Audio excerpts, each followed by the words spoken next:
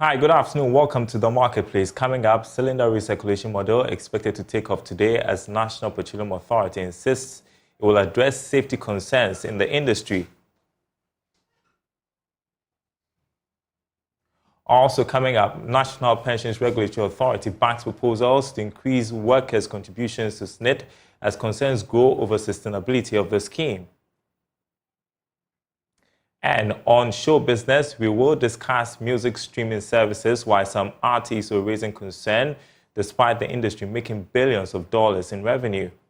My name is Daryl. Kwawu. Thanks for being with us. Details coming up.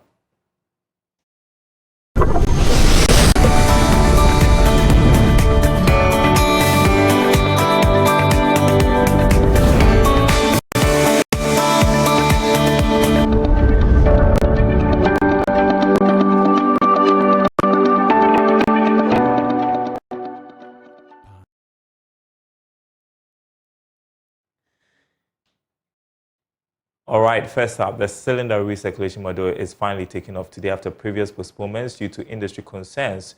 The initiative seeks to centralize the distribution and sale of LPG in the country for domestic consumption. It will allow consumers to exchange empty cylinders for a filled one at a specific location. Joining me on Zoom is Obed Crane Boache, Head Gas in charge of commercial regulation at the National Petroleum Authority. Good afternoon to you, sir. Thanks for joining us. First off, share with us with our audience why this program has become important.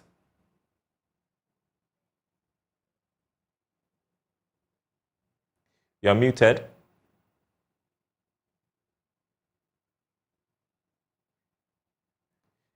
If you can hear me, Obed, if you could unmute for us, we can't hear you.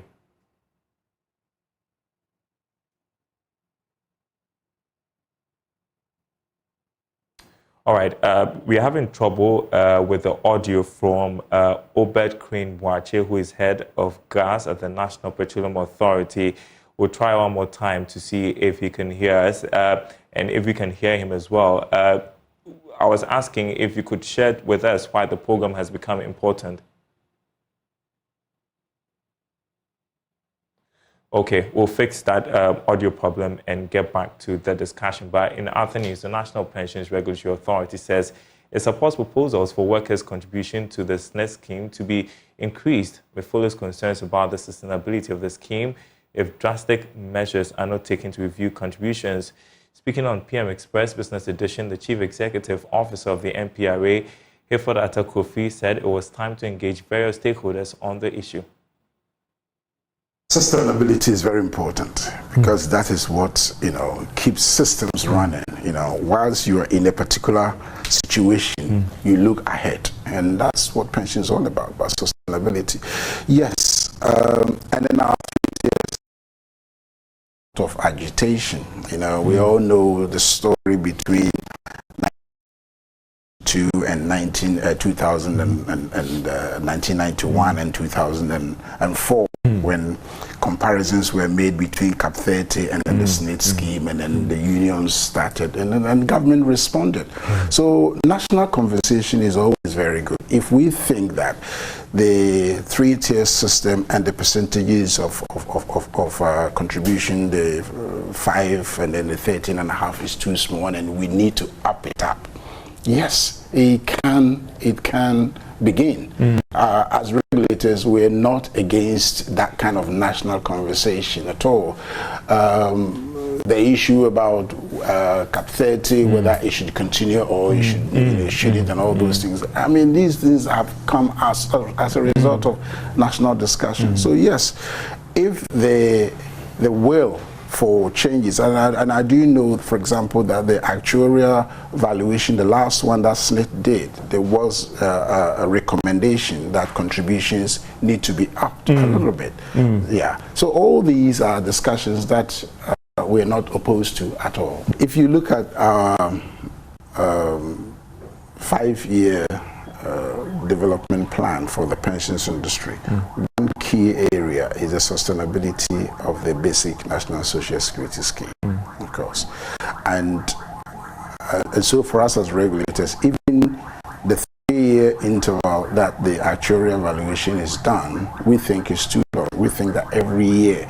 So the SNIT will have to let us know what is going on and what we need to do. So one of the things, for example, that we are working with SNIT to ensure sustainability is to look at their investment guidelines, for example, so that we can restructure investment. Because when we talk about sustainability of a scheme, it is how the scheme funds are being invested and how it is turning out, and to ensure that they will be able to pay benefit. So it's one of those things that we as regulators are working with them on.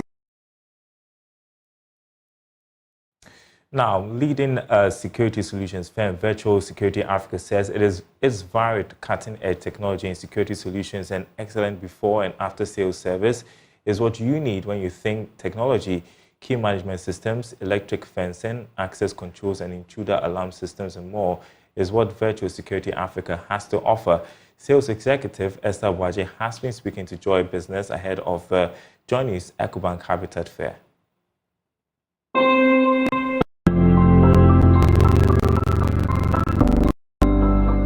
These days, security is no longer a luxury, it's a necessity. So let me ask, are you looking for a security solution in your home, office or space? Are you able to determine which security setup would be ideal for your space? Or do you have a challenge with after-sales service after installation? Well, Virtual Security Africa has a solution for you. Here are the services they offer. Virtual Security Africa is a wholly owned Ghanaian company. We've been in operation for 15 years, and for the 15 years, we've been providing our clients with cutting-edge solutions to meet their security needs. And with this, we are talking about the sales and installation of CCTV, fire alarm, intruder alarm, access control, time and attendance, access tracking, vehicle boom barriers, anything security you can talk about. And we have branches in Accra, Takoradi and Kumasi. On what sets Virtual Security Africa apart from the rest, this is what lead sales executive Esther Boaje had to say. To choose Virtual Security Africa because of quality.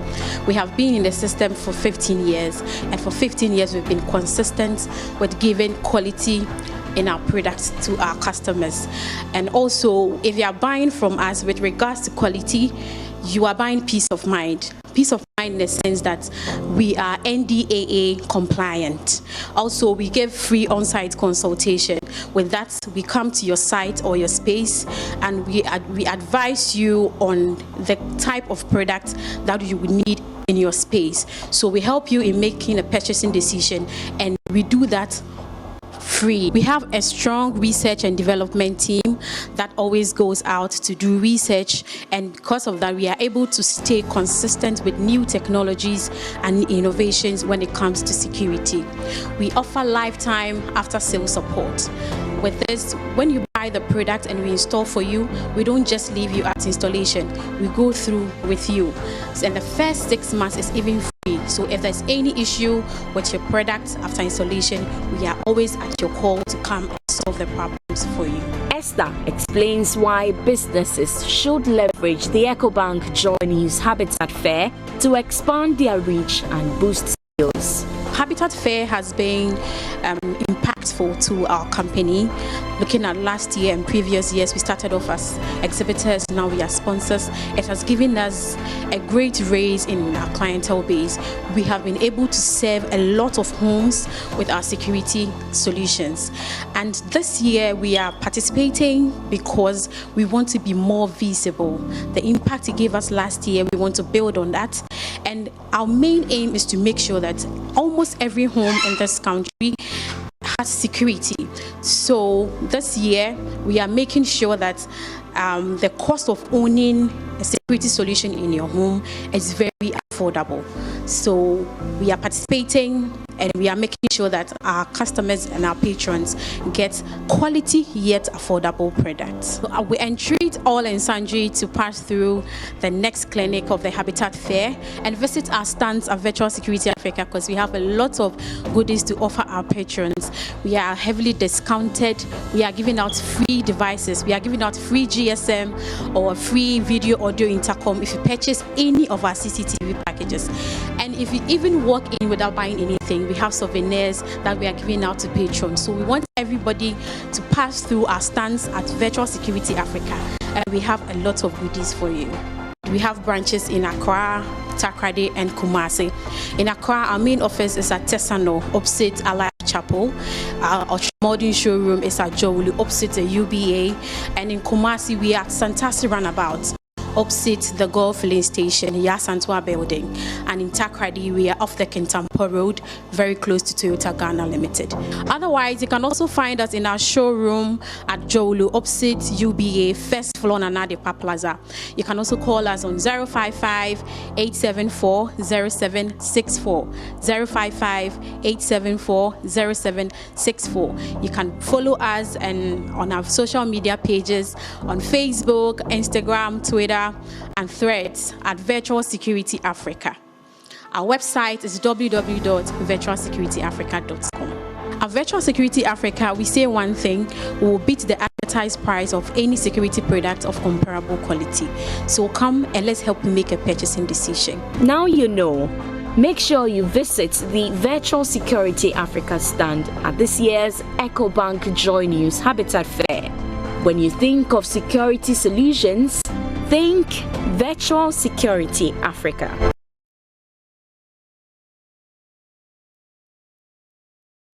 All right, we want to take you to our headline story to do with the cylinder recirculation model, which is finally taking off today after previous postponements due to industry concerns. The initiative, as we were telling you, seeks to centralize the distribution and sale of LPG in the country for domestic consumption. It would also allow consumers to exchange empty cylinders for filled one at a specific location. On phone with us is Obed Crane Boache, who is head of gas in charge of commercial regulation at the National Petroleum Authority. Hopefully we can have this conversation. Thank you so much for joining us. Enlighten our audience on why this program has become important. Thank you, and thanks for having me on your program. So the CRM, the cylinder recirculation model, came about when Cabinet approved the National LPG Promotion Policy somewhere in the year 2017. Now, the goal of that policy was to increase access to LPG from 24% then to 30% by the year 2030.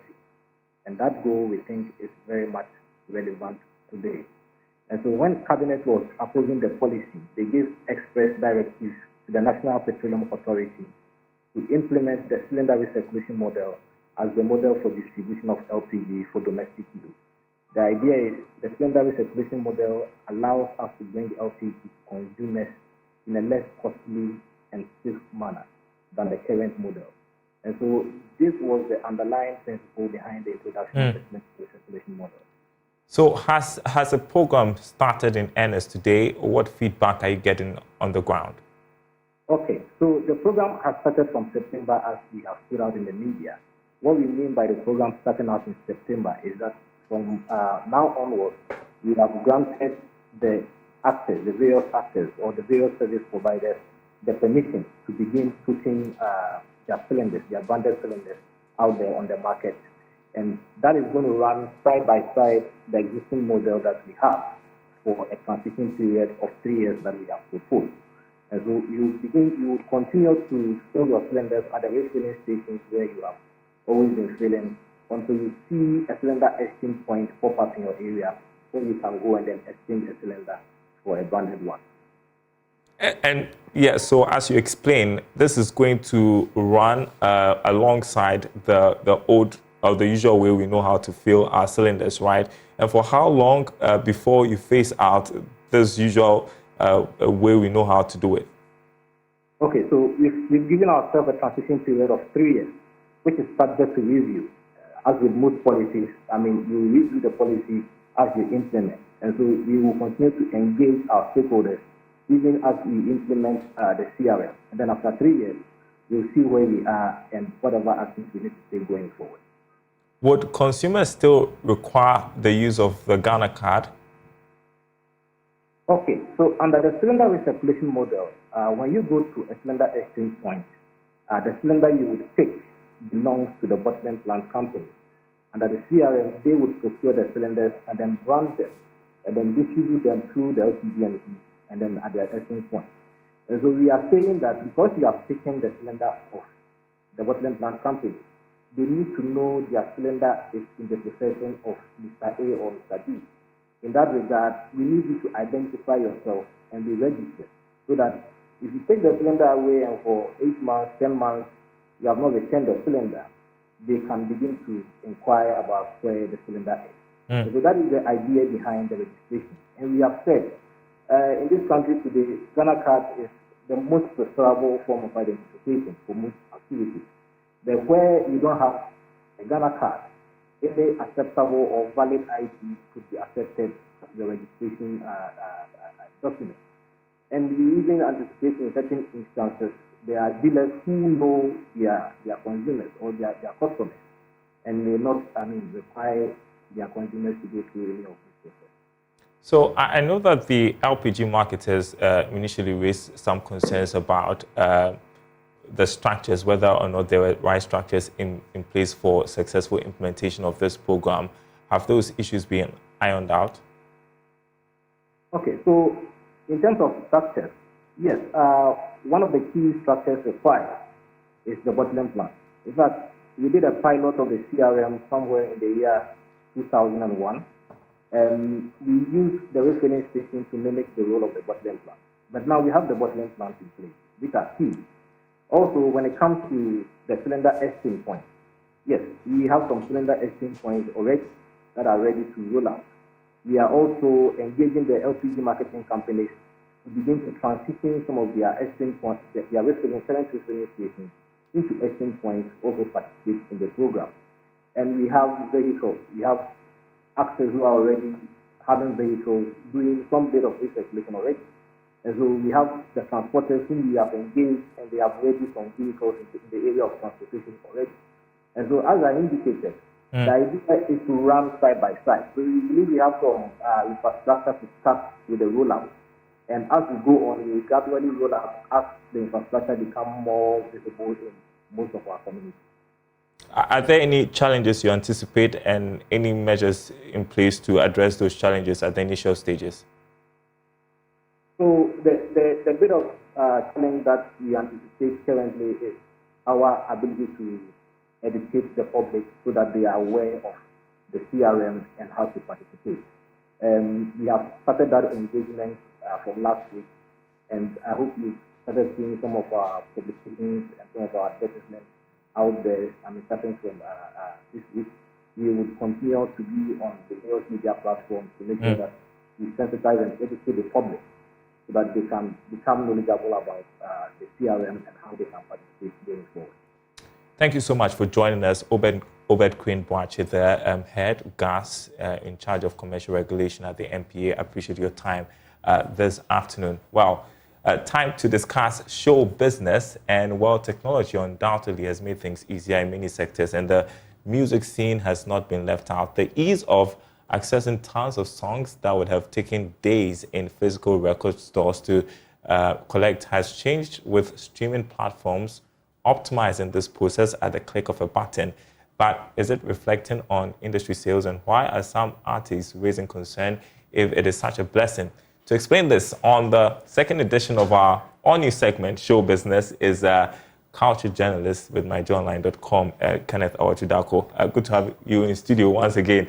I attempted explaining what music streaming is. I don't know if I did a good job, but tell us all about music streaming services. Yeah, you're in the right part. It's basically physical, sounds being transferred into digital formats. So if you have a mobile phone, there are people who access their music from, for instance, Apple Music, there's Spotify, there's Tidal, among others. And so it's basically the same song that you listen to in your day-to-day activity, wherever you are, being migrated onto a digital platform where people can now pay and then, access, those services. And it's usually also easier to do for some people. It's very convenient for them to access music through that means, rather than, for instance, if you're in the office and you're trying to get some music to listen to, instead of looking for like a radio set or a certain device to do that, the same phone that you make your phone calls with and everything, you're able to do that on the go. So there are a lot of people who are accessing these platforms, and they're also making some good, returns from that. And so as the source of income is still a developing concept. And so tell us, what it means in monetary terms for the industry. So there's this research by the Global Music Reports in 2023, and it talks about the fact that in the last year, 2022, $26 million was made in the music sector alone when it comes to streaming. Wow. And so there's some huge amounts of money in there. And that also represents like a 9% increase on year-on-year basis. And so there's some prospects in there. And then there's also a lot of, advantages that comes with that. And so basically, in monetary terms, if you're a country that has a lot of structures to be able to make the most of it, then I think you are good to go. I mean, those figures sound very good, and so it makes you wonder why artists are raising concerns. So it's all stems from the payouts when it comes to the musicians themselves, the artists. So this is how the structure really works. And behind the scenes, people think when you stream a song, maybe you stream like you stream a song for the first time, there's some huge money that goes to the artist, but that's not how it works. So every stream, for the lowest payout that I can talk about right now, is about 0.03 cents. That's what a stream counts for. And so to be able to give, for a song to be able to get about, $100, for instance, it has to be streamed about 100,000 times. You understand? And so if you look at those metrics and also look at the fact that not everything that is gotten by the streaming platform goes to the artist. I mean, there are other, channels in there that need to be sorted out as well. Because once, for instance, one of the platforms, right, there is a 30% cut that goes to the streaming service, and then 70% goes to the record label that the artist is dealing with.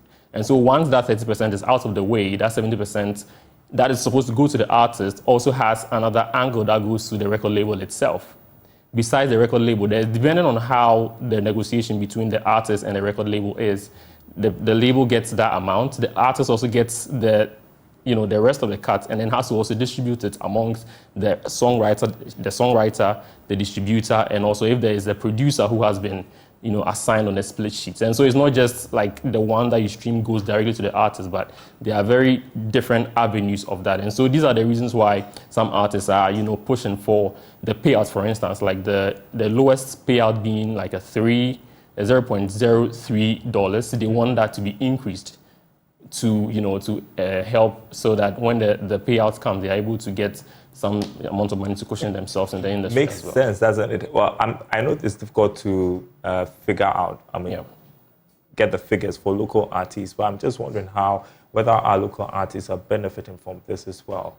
So these are some of the concerns that they have been raising. And it didn't even start today. It started from years back. Other bigger artists, A-list artists have been complaining about this. Artists such as Snoop Dogg, the big artists that you can think of, Kanye West, everybody has been complaining about this over the years. But gradually, the local artists are also getting into that space where they are beginning to understand how things work and are beginning to raise the questions. Because in times like this, you begin to question how, sustainable some of these things are. And so I think it's very crucial that they raise some of these concerns so that the powers that be take these matters up. So, what can be done, going forward, do you think? So looking at the nature of big tech, right, it's not an individual's or an individual artist's role. They don't have that weight to do that. And so if there's a good place to start, it's going to be at the governmental level. This is the best time for policymakers to look at some of these initiatives and then jump ahead of it. For instance, like the artificial intelligence technology we're talking about. Okay. There has been a lot of conversation about government going into that sector to, understand how it works so that they can make policies that are tailored towards that. It's the same as the music sector as well and streaming. It's understandable that it's a fairly new concept, but if the powers that be try to get in that space, and the earlier the better. Yeah, and there's so much money being made there. And thank you so much, Kenneth Altridaco, for joining us, our culture journalist with myjoyonline.com. As always, he'll be here next week with some more show business news for us. Thank you so much. Well, as part of efforts to support young entrepreneurs across the country, J Ghana is calling for more investments to cushion the operations of young innovators. Now, according to the Executive Director, Beku Green, this is key to curb the menace of unemployment. He spoke to Joy Business at the National Business Pitch event. The event was organized to prepare young people for success in employment and entrepreneurship. Abeku Green entreated young entrepreneurs to develop passion for unlocking opportunities and delivering transformative programs to break barriers and create positive change in their communities. We decided to come up with this project because we noticed, and it's a common knowledge, that there are not enough jobs available in Ghana. And a lot of young people come out of school with the expectation and hope that an existing company or the government would employ them and get them busy. But the reality is that most people have to stay home for a long time before they're able to get a job. Others kind of venture into entrepreneurship by default because they feel they can't stay home doing nothing. When that happens, without any prior training or knowledge in entrepreneurship, they tend to struggle a lot and their businesses do not thrive. Some young entrepreneurs shared their experiences being part of this year's event. The project is about farming. So in this modern day Ghana, large-scale farming, it's a very difficult sector. So our project is to help farmers sow their seeds without supervision. I would advise Ivaji one for farmers because it has a solar power station and a battery backup so that this machine can work in every weather and at any time of the day. We are into recycling plastics into useful materials. Yes, so we recycle the plastics into bricks, beads, flower vases, balloon holders, and any other thing we can produce out of plastics. The winner of the Ghanaian edition will represent the country at the Continental edition, which will be held in Rwanda in December 2023.